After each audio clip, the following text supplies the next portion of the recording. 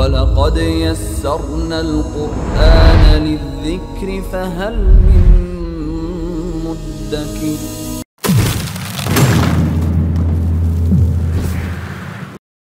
89వ సూరా అల్ ఫజ్ర్ ఉషోదయం.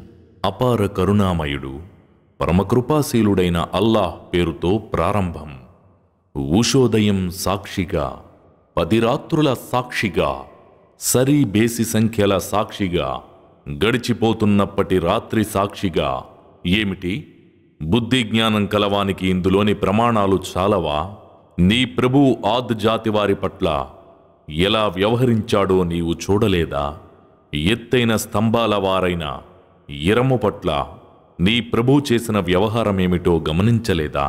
అలాంటి శక్తిగలవారు పట్టణాలలో అసలు సృష్టించబడలేదు. లోయలో పెద్ద పెద్ద కొండరాళ్లను చెక్కిన సమూది వారి పట్ల జరిగిందేమిటో నీవు గమనించలేదా?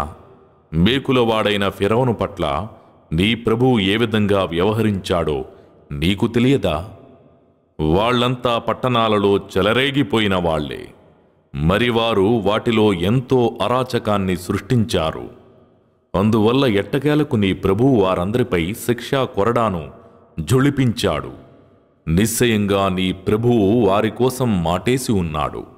మనిషి పరిస్థితి ఎలాంటిదంటే, అతని ప్రభువు అతన్ని పరీక్షించదలచి అతనికి గౌరవ మర్యాదలను, అనుగ్రహ భాగ్యాలను ప్రసాదించినప్పుడు అతను ఉబ్బి తబ్బిబ్బై, నా ప్రభువు నన్ను గౌరవనీయుణ్ణి చేశాడయ్యా అని అంటాడు.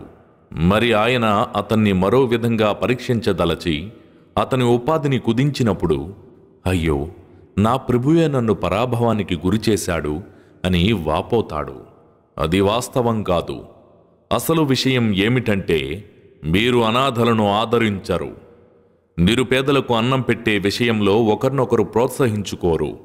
ఇంకా మీరు మృతుల ఆస్తిపాస్తులను సమీకరించి స్వాహా చేస్తారు. మీరు ధనాన్ని విపరీతంగా ప్రేమిస్తారు. మీ ధోరణి సరైనది కాదు. భూమి దంచి దంచి చదునుగా చెయ్యబడినప్పుడు నీ ప్రభు స్వయంగా వరుసలు తీరిన దైవదూతల సమేతంగా తెంచినప్పుడు, నరకం సైతం తేబడిన నాడు, ఆనాడు మనిషికి జ్ఞానోదయమవుతుంది. కానీ ఆ రోజు జ్ఞానం కలిగి ఏం లాభం? అయ్యో, నేనీ పరలోక జీవితం కోసం ముందుగానే జాగ్రత్తపడి ఏదైనా చేసుకుని ఉంటే ఎంత బావుండేది అని అతనంటాడు. మరి ఆ రోజు అల్లాహ్ శిక్షించినట్లుగా శిక్షించేవాడెవడూ ఉండడు. అలాగే ఆయన బంధించినట్లుగా ఎవడూ బంధించలేడు. ఓ ప్రశాంత మనసా, నీ ప్రభువు వైపు పద.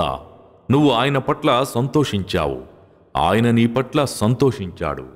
కాబట్టి సత్కరించబడిన నా దాసుల్లో చేరిపో, నా స్వర్గంలో చేరిపో అని విధేయులతో అనబడుతుంది.